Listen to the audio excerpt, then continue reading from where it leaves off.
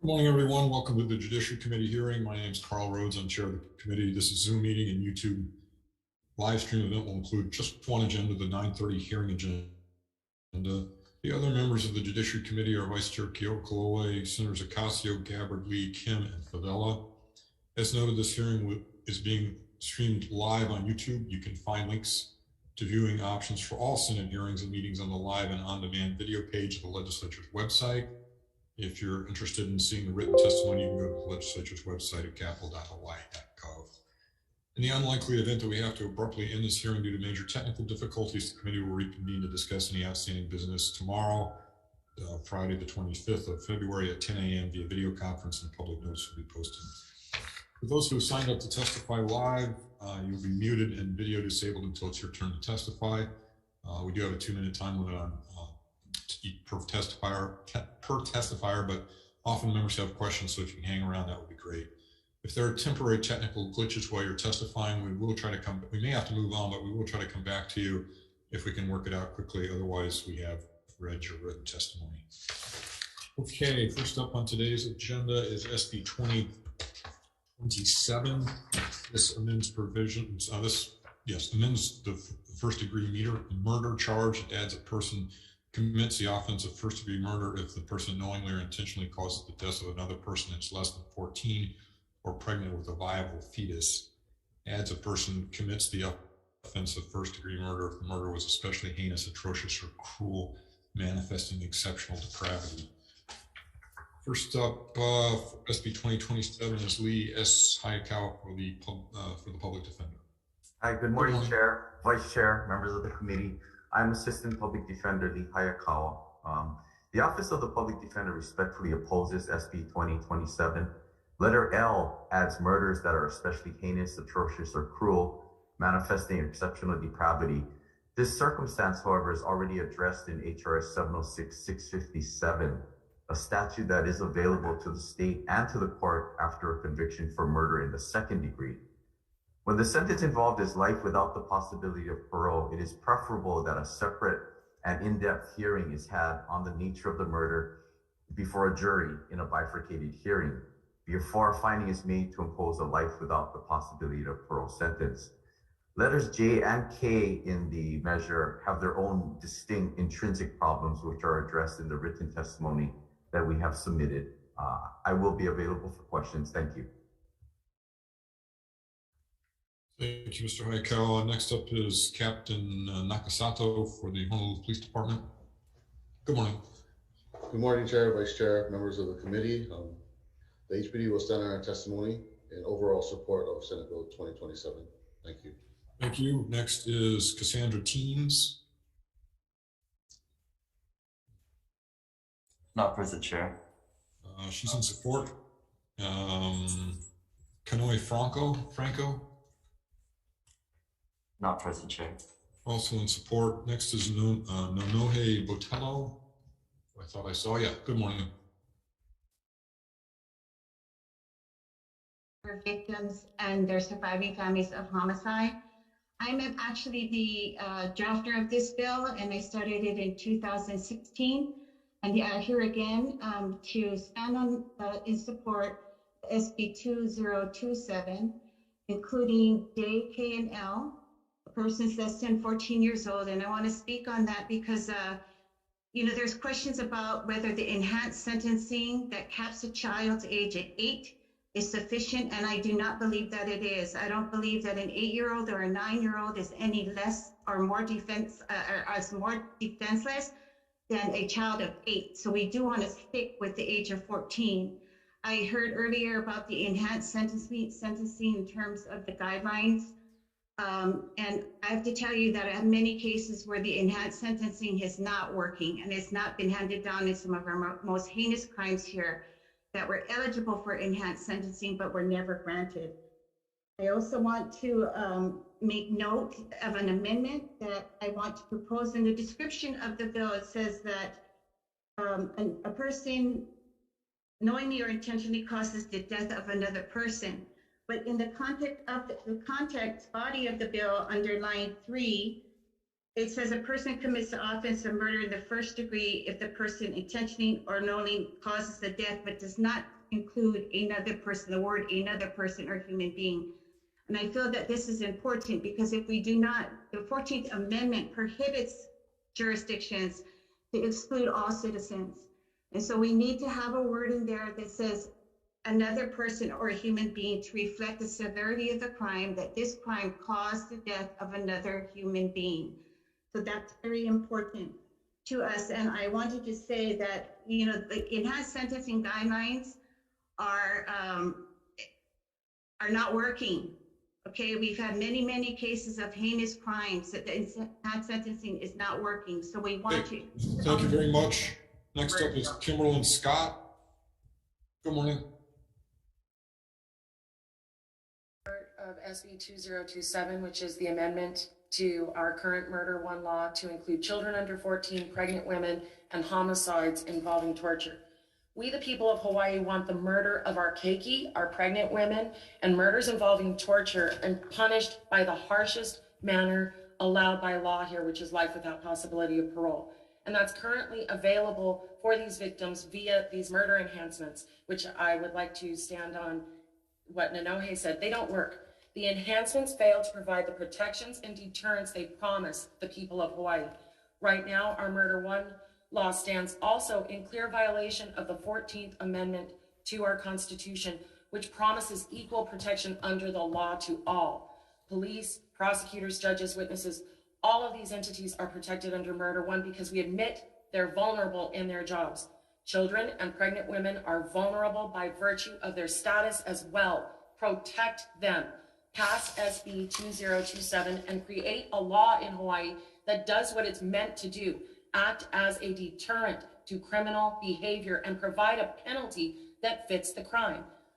We must do this right now because we live in a state that, for example, gave 4 years and a manslaughter charge to the parents of a 9-year-old who was starved to death and weighed 45 pounds when she died. She's not the only one. Nanohe Botelho mentioned it. The enhancement is a complete failure. It is literally so porous that it floats. Please, please protect our keiki and our pregnant women under Murder One, and any death that is the result of torture. That should be an obvious right there. I'm in conclusion. I'm done. Thank you very much. Next is Maria Tijerina.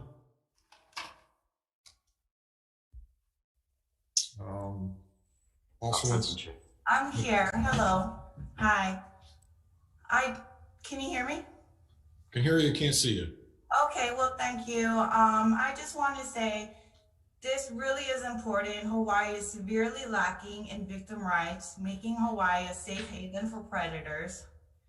And we just need to do something to ensure these people get what they deserve in jail as a deterrent for other people, because what's the point? What's like, you can do whatever, you can starve your kid. I'm just gonna get probation. So please. State Coalition Against Domestic Violence and Opposition. And we have 21 individuals all in support.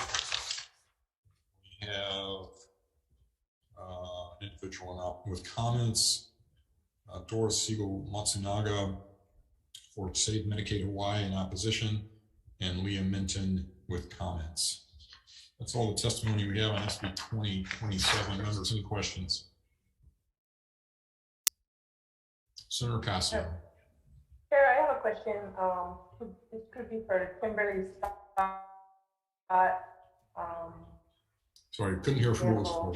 I just want Kimberly Scott. Okay, if she's not available, Nanohe Botelho to answer as well. But okay, just you mentioned about the murder enhancement. In case notes that anyone of ordinary intelligence, it says this in the enhancements, should know that these enhancements exist, and it should act the same way as a deterrent to criminal behavior that the laws we have for police officers say, for example, to protect them. It's not. I've gone out, I have a video thing that I've done, montage that I've done. Okay, seeing none, we'll go ahead and move on to the next bill. Thank you, testifiers, for being here. We appreciate it.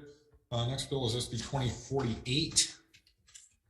This relates to unlawful chop shop activity. It established a criminal offense of unlawful chop shop activity in the first and second degrees. First up on SB 2048 is Tricia Nakamatsu, Deputy Prosecuting Attorney for the City and County of Honolulu. Good morning. Good morning. Good morning, Chair. It requires law enforcement entities to obtain a search warrant before accessing a person's electronic communications in certain circumstances. First up on SB 2291 is Thomas Berger, Brian Yee, Michelle Pu'u, Deputy Attorney Generals for the Attorney General. Good morning. Good morning. My name is Michelle Pu'u. I'm a Deputy Attorney General with Criminal Justice Division. We are the statewide prosecutors for the department. Deputy Attorney General Thomas Berger with our Commerce and Economic Division is also present for the department, testifying in opposition to this bill. This bill exceeds the precedent outlined in State versus Walton and Carpenter versus United States. This will significantly and unnecessarily hinder law enforcement's ability to conduct investigations into possible criminal activity. I stand available for questions should any members have any. Okay, thank you. Next is Chris Van Martyr for the Department of Prosecuting Attorney for Honolulu. Good morning, Chair Rhodes and fellow committee members. Chris Van Martyr, Deputy Prosecutor. Just to follow up on that comment, Chair Rhodes, we've known each other for a long time. I've been a prosecutor for 30 years this year. I've prosecuted more cyber crimes and white collar crimes than any prosecutor in the state. In the last 10 years, I've done over 1,000 electronic evidence search warrants. And I can tell you unequivocally that this will not impede law enforcement's ability to investigate crimes involving electronically stored data. If I thought that was the case, I would have never proposed this as a member of the 21st Century Task Force. Law enforcement will be able to continue to investigate these cases. Regarding the Carpenter case, this bill is not just to bring our statutory law in line with Carpenter, but also, and perhaps more importantly, to bring our statutes in line with the Hawaii Supreme Court case that came out in 2014, and that's State versus Walton, where our state Supreme Court overruled the third-party doctrine. So after State versus Walton, prosecutors are not allowed to use subpoenas and court orders to obtain electronic records when a person has a legitimate expectation of privacy. And so that is a very, very easy thing for a person to establish when we're talking about cell phone records, social media records, bank records, text messages and emails. So ever since State versus Walton came out, we have only used search warrants, and we have never had an investigation that was impeded or hindered in any way, and we've continued to prosecute these cases. So for those reasons and all the other reasons that we provided in our written testimony, we strongly support this bill. And I would also note, the Attorney General was a member of the 21st Century Privacy Task Force. Okay. They did not object. Thank you very much. Next is Benjamin Moskowitz, Major Benjamin Moskowitz for the Honolulu Police Department. Hello, I'm Captain Jared Hiramoto, HPD. I'm in affiliate. Yep, please proceed. Okay. Good morning, Chair, Vice Chair, members of the committee. Again, I'm Captain Jared Hiramoto of the HPD. HPD is in support of Senate Bill 2291, and we stand by our written testimony. Thank you for this opportunity to be standing by for any questions. Thank you. Next is Dara Carlin in support. Kelly McCanley's also in support. Those are all the written testimony. That's all the testifiers we have on SB 2291. Members, any questions? Senator Gabbard. Yes, thank you, Chair. I had a question for Chris Van Martyr. How do the other states handle this? Are you familiar with how they handle search warrants for electronically stored data? Can't hear you, Chris. Okay, I think they have me. Can you hear me now? Yes. Okay. In general, there's a federal statute that governs access to electronic data. That's the Electronic Communication Privacy Act. Many states like Hawaii have adopted their own version of that act, and that's the statutes that we're referring to today. But some states have not enacted their own version of that federal statute. So they, in a sense, just rely on the federal statute. So California, for example, does not have an electronic communication privacy statute like we do in Hawaii. So they simply rely on the federal statute. But like us, they're also governed by appellate court decisions that come out of the state courts in California. So for us, we have to comply not only with the statutes, but our Hawaii Supreme Court case law. In the Walton case is the case that I mentioned a moment ago that requires us to use a search warrant in electronic evidence cases whenever a person might have an expectation of privacy in those records. And that's almost always going to be the case when we're talking about cell phone records or email or text message or where somebody's cell phone has been, tracking type of information. So that's the answer to your question, Senator. Thank you, Chris. Thank you, Chair. Thank you. Members, any other questions? For Ms. Pu'u, how do you respond to Mr. Van Martyr's support for the bill and his indication he doesn't believe that in fact it will be a good thing for prosecution? I certainly have the utmost respect for Chris. He and I were colleagues.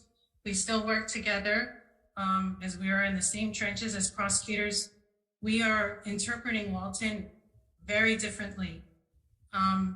Walton essentially said, as Chris said, the third-party doctrine has now been something that we can't rely on in order to get information that is held by a third party that a suspect has provided to a third party voluntarily.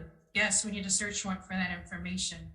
What I'm talking about is a situation where we haven't yet been able to identify a perpetrator, and we have not yet established probable cause of a crime for that particular perpetrator. I'll give you an example. Say an individual sends a genitalia image to a 12-year-old girl. Parents bring that image and a phone number of whoever sent that image to the police, asking them to investigate where this came from. What can we do to protect our child? The law enforcement with this codified will not be able to contact T-Mobile because they can readily identify what service provider that particular phone number belongs to and ask for subscriber information to identify that person. From that point on, they will develop their investigation, try and figure out, oh my gosh, this is the girl's soccer coach. Oh my gosh, parents note that she's been having extended practices with her soccer coach. Might we be in trouble here? Might we have a problem? This is going to hinder law enforcement's ability to take that first step. And that's the step that we are worried about. We understand our requirements under Walton, and going further into that individual's data, into their emails, into their text messages, we're going to need a search warrant, and we recognize that. So what would the first step be now? Right now, you'd have to get a search warrant, and no. Get a search warrant because you don't have right now. If the bill hasn't passed yet, so right now, what would you do? Law enforcement can contact T-Mobile and say, T-Mobile, we have this subpoena. Give us the subscriber information for this phone number. From that point, you've identified whoever that individual is who bears that phone number. Okay. At least somewhere to start. Okay, let me ask Mr. Van Martyr this. So what is that? What about a situation like that where you don't know what you've got to start with, or where you're starting and you don't know exactly what you're into? What would you do as a prosecutor right now under those circumstances? And how would it change this bill? Sure, and we've encountered situations like that all the time. So what we do, and what the statute already provides for, is us to send a preservation letter to the service provider to preserve whatever records that they have. That buys us 90 days. The statute allows us to continue that preservation for another 90 days. So in effect, we have 6 months to develop probable cause. And I can tell you, in the couple of instances where we face this, we've been able to develop probable cause relatively quickly in a matter of a couple of days. It's never hindered a prosecution or inhibited our ability to get evidence. So how would you actually find out who the genitalia pic was then? Well, we would first preserve the evidence, develop probable cause, and then issue a search warrant. And the reason I think that's really important is because how would you find the probable cause? well, you know, let's say that we find out that the picture was sent from a particular cell phone number, and we know that the picture constitutes child pornography under the statute. That right there is going to give us probable cause to send a search warrant or the legal process to T-Mobile, for example, and they will give us the subscriber record. But if we try to use a search warrant in that situation, our Supreme Court is not going to go along with that. Under State versus Walton, they were prepared to say the person had an expectation of privacy in just their name. If we get their subscriber record, it contains a lot more information than that. And on top of that, the statute as it's currently written allows law enforcement to get someone's complete call detail records with just a subpoena. Our court's not going to go along with that under Walton. Okay, so Ms. Pu, I'll give you a quick chance to rebut. Go ahead. That's not what Walton said. Walton never reached the issue of whether or not that name on the GNC card that was at issue in Walton was something that Walton had a reasonable expectation of privacy in. It never reached the issue. We do not want to codify that into law. Law enforcement and prosecutors recognize where the line is and where you need a warrant and where you don't. So the Attorney General's office was on the task force to put together these this recommendation. It was, Senator, and that was but I haven't got to my question yet. I'm sorry. Did the AG concur with the conclusion, or did you guys dissent at the time? Is this a change in policy by the AG, or just a continuation of prior objections? It is not a continuation in all candor. The representative from the task force was a member from our Commerce Division and not our Criminal Division. So did you send the Commerce Division? Okay, anyway, all right, fine, thank you. Members, any other questions? Go ahead, Senator Kim, go ahead.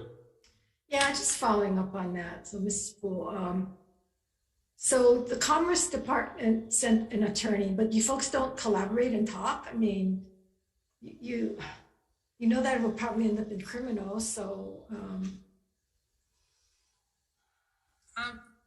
I understand, Senator. In fact, Brian Yee and myself were attending a different commerce conference together, and I sat in there confused by everyone's position where they're so concerned about privacy at the expense of victims and our community safety.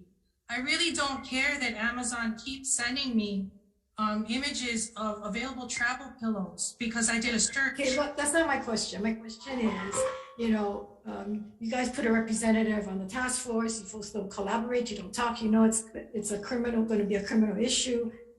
So I'm not understand what the choice determination made by the AG at this date now after the recommendations come out. Yeah, I'm just a little concerned. I understand your concern, Senator, and we are likewise concerned. I don't know whether there was collaboration. I am a deputy within the division of the Criminal Division. I don't know whether anyone was consulted on this. I don't know whether everyone reads or people read Walton similarly to Mr. Van Martyr, but that is not how I read it. I've had this conversation with HPD this morning about their testimony. They're taking one reading and not looking at it collectively as we are. We're very concerned about this bill. Thank you. It's just, you know, we put these task force together hoping that we're going to get all the parties together and come up and get the information. And so, you know, it behooves us at this point that folks didn't come out before this, but thank you. Thank you. Members, any other questions? Senator Kale Coley, go ahead. So Deputy Pu, I can appreciate the position you are in specifically, but you know, if this bill moves forward, I would appreciate an explanation from the Attorney General as to what's going on in this whole situation. These task force and working groups either need to have something that the group has collectively agreed to in order to submit to the legislature, or come to the decision that the group needs to continue working and the process needs more time. you know, I appreciate the chair for trying to sort this out in the hearing, but it's not a court. So I would appreciate an explanation from the Attorney General as to why this whole situation is happening in the hearing. I understand that, Senator. I certainly will address that. If I may, I was a member of a bill reform task force as the AG representative. I was one of the lone dissenting individuals on the panel. So I understand how these... I get that it's not your fault, but I'm speaking to Senator Kim's comments as well. You know, understood. If you take action on this and you guys need more time, then that should be the position of the Attorney General's office in testimony. Understood, Senator. Thank you. Thank you. Members, any other questions on this one? SB 2291. Okay, if not, I'm going to take a short recess. It's 10:02 right now. I'll come back at 10:05. So short recess.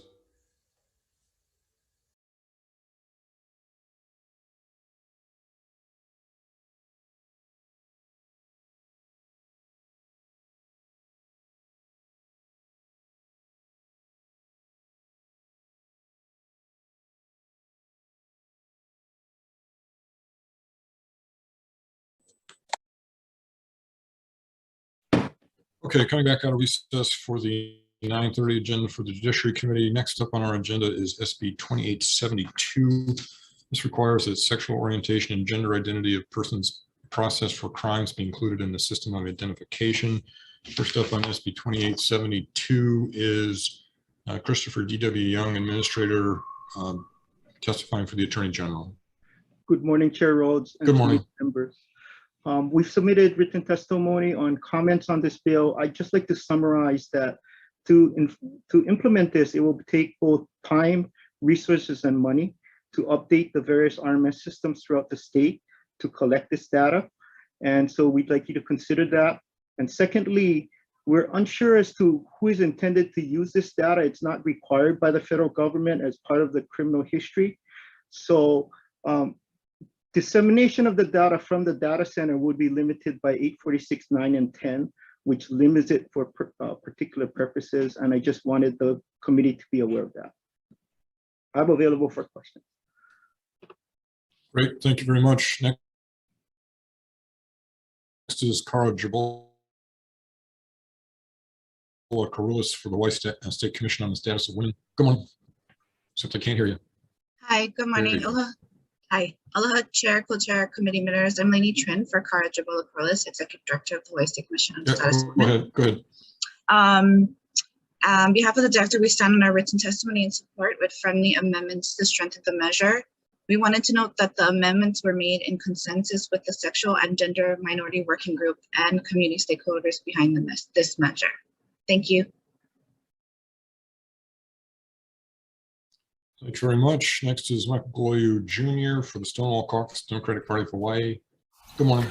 Good morning, Senators. Good morning to everybody else, the members of the committee. You have our testimony requesting the amendments first regarding confidentiality, and I believe our amendments would address the concerns raised by the Attorney General's office about who this information is for, as well as protecting the rights to privacy of those that are in the prison system. So we thank you for the time, and we're here available for questions. Mahalo. Thank you very much. Let's see. Next, we have Nico Sleverance. Good morning, Chair Rhodes. Health and Harm Reduction Center. Good morning, Chair Rhodes, Vice Chair Keaho Kalola, and members. Nico Sleverance on behalf of Hawaii Health and Harm Reduction Center. Some of the sources that I indicated in my support letter show that we have health data that indicates that sexual and gender minorities are disproportionately impacted by the criminal legal system. So this bill, could represent a very important way for our criminal legal system to quantify whether or not sexual and gender minorities are disproportionately impacted. So we believe in confidentiality. We don't support, coercion, but if people feel comfortable identifying as gay or lesbian or trans, they should be given that option. Mahalo. Thank you very much. Next, we have Rodney Miley, Administrative Director for the Judiciary, with comments. Ashley Galakak for AF3 IRM Hawaii in support. Michael Galoo Sr. for Rainbow Family 808 in support. And 1, 2, 3, 4, 5, 6, looks like 7 individuals all in support. That's all the testimony we have on SB 2872. Members, questions?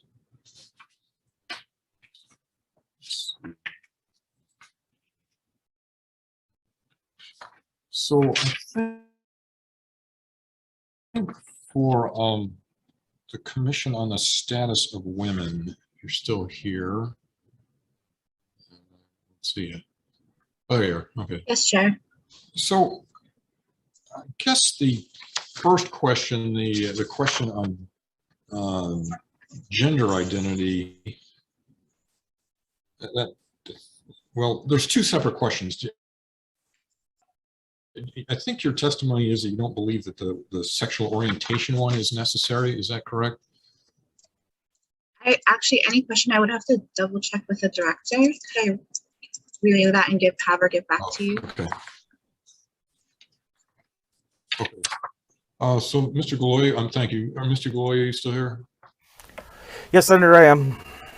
Same question for you is, do we need both of those, or is the sexual orientation one? Oh, absolutely. We need all this data. We are flying blind when it comes to data with regards to the LGBTQIA plus community across all sections, and especially since we only are relying, as you saw in my testimony, on data that comes from the continent with regards to our prisoner population. So we have no idea. Excuse me? Is that a question? Is that a question they ask when someone's arrested and sent to prison? No. I guess I'm just a little nervous. Is that a question that anybody's going to want to answer at that point? They answer it on the continent, and that's why. But that's why we have our concerns are raised about confidentiality, making sure that this information doesn't get out, and that no one feels forced that they have if they choose not to. So that's why we had concerns on confidentiality, which I believe, with the amendments that we requested that stemmed from the House hearing on this bill, covers the confidentiality piece, as well as provides us with the information that we need to be able to realize how we can help with criminal justice reform. Because right now it's incidental, it's one-on-one information, it's nothing, we have no real statistics. So, and even if it might be if they're not comfortable as they're going into prison, but maybe as they're coming out, they might be more willing to share that information as they're out processed. But we definitely do need this information to help us understand. But to your knowledge, the other states ask for it. Other states do ask for it. Yes. All right. Thank you. Okay. Mahalo. Members, any other questions? Okay, thank you very much. I think that's it for me. Let me just double check. Yeah, okay, let's go and move on to the next bill, which is SB 3219 relating to the Sunshine Law. This amends the Sunshine Law to exempt minors from being required to state their presence in public meetings where someone is zooming in from home or elsewhere. First up on 3219 is Shokakazu Park for the Office of Information Practices. Good morning. Good morning, Chair and members of the committee. OIP has no objection to the proposed amendment because it conforms to what we're currently telling the boards. You know, they don't have to specifically require, they don't have to specifically identify every person in the room by name, and can allow for statements such as my children are going to be coming in and out of the room without specifically identifying the minors. Thank you. Okay, thank you. Next we have John DeFries for the Hawaii Tourism Authority in support, and Lynn Manasow with comments. That's all the testimony we have on SB 3219. Members, questions?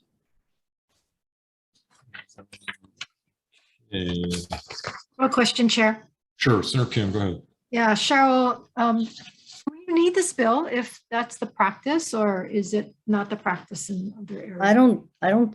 We're not going to change our mind about this. We would continue to, interpret the law reasonably. So you don't really need it.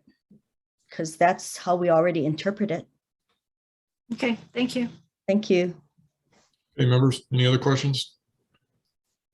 Okay. Well, that brings us to the end of the agenda. Let's go ahead and go into the breakout room for a couple minutes. So we're adjourned for not adjourned, I'm sorry, in recess for decision making, and we'll be back momentarily.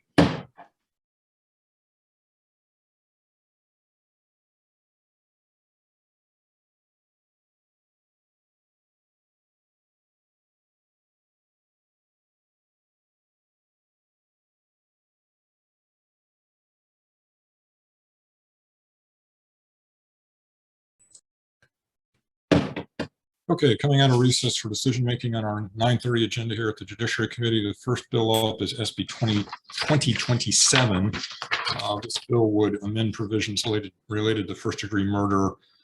Add a person that commits the offense of first-degree murder if the person knowingly or intentionally causes the death of another that is less than 14 or pregnant with a viable fetus. Adds a person commits the offense of first degree if the murder was especially heinous, atrocious, or cruel. Recommendation is to go ahead and pass it out with some amendments. I'd like to lower the age. Right now, I believe the bill says 14 years or younger. I'd like to lower that to 10. And then I'll take out the word viable fetus, but we'll leave pregnant women.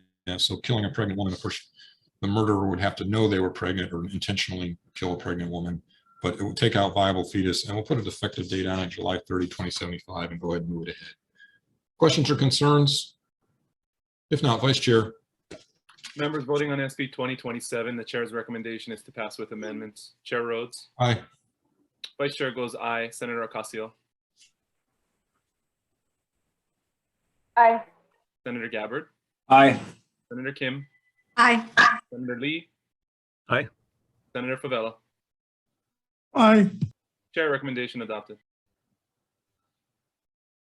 Okay, thank you. I think you said adopted. You cut yourself off right before. Adopted. Okay, Great. good. Recommendation adopted, Chair. Thank you. SB 2048 establishes the criminal offense of unlawful chop shop activity in first and second degrees. Recommendation here is to pass with some amendments. We'll designate, we'll get rid of the 2 degrees and just have 1 degree. So it'll just be illegal chop shop activity. And we'll use the definition currently for the first degree that's in the bill to define it. And we'll remove the dollar threshold. So you just have to be engaged in chop shop activity. And we'll make it a misdemeanor. And I will also defect the date to July 30, 2075. Questions or concerns? If not, Vice Chair. Members voting on SB 2048, the chair's recommendation is to pass with amendments. With all members of the committee present, are there any reservations or no votes? Seeing none, chair, recommendation adopted. Okay, thank you, members. Next up is SB 2291. This is relating to electronic eavesdropping. Amends provisions relating to electronic eavesdropping. Requires law enforcement entities to obtain a search warrant before accessing a person's electronic communications in certain circumstances. There was some conflicting testimony on this, but I would like to move it along, and I suggest we move it along unamended, and the House can take up the contradictions if they choose to. Questions or concerns? If not, Vice Chair, unamended. Members, SB 2291, again noting the presence of all members of the committee, are there any reservations or opposition? Reservation. So noted. Chair, all other members vote aye. Recommendation adopted. Thank you. Next up is SB 2872. This requires that sexual orientation and gender identity of persons processed for crimes be included in the systems of identification. Recommendation here is to pass with some amendments. We will go ahead and accept the Commission on the Status of Women's amendments, which would limit collection of information to gender classification only, and then require 5 standardized classifications: male, female, transgender male, man, male, transgender woman, female, and non-binary. And it will accept the Stonewall Caucus's amendment, keeping the data collected confidential. And I will also put a bad date on it, July 30, 2075. Questions or concerns? If not, Vice Chair. Members, SB 2872, passing with amendments. Are there any reservations or no votes? Chair, recommendation adopted. Thank you. Next up is SB 3219. This amends the Sunshine Law to exempt minors from being required to state their presence in public meetings.